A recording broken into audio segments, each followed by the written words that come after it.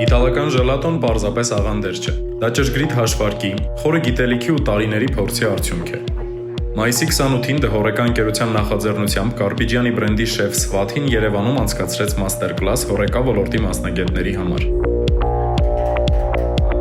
Կարպիջյանին համարվում է աշխարհում ժելատոյի սարքավորումների առաջատարը։ Հիմնադրված 1946-ին այսօր ընկերությունը ներկայացված է ավելի քան 100 երկրում, ներդնելով նորարարական լուծումներ եւ դասավանդելով իր ժելատոյ ունիվերսիթիում։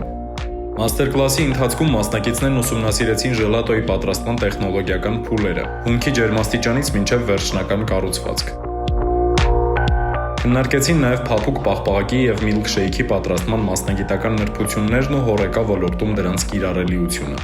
Սա հարթակ էր, որտեղ տեխնոլոգիական փորձը դարձավ կամուրջ Հայաստանի ու Իտալիայի գաստրոնոմիկ տեսլականների միջև։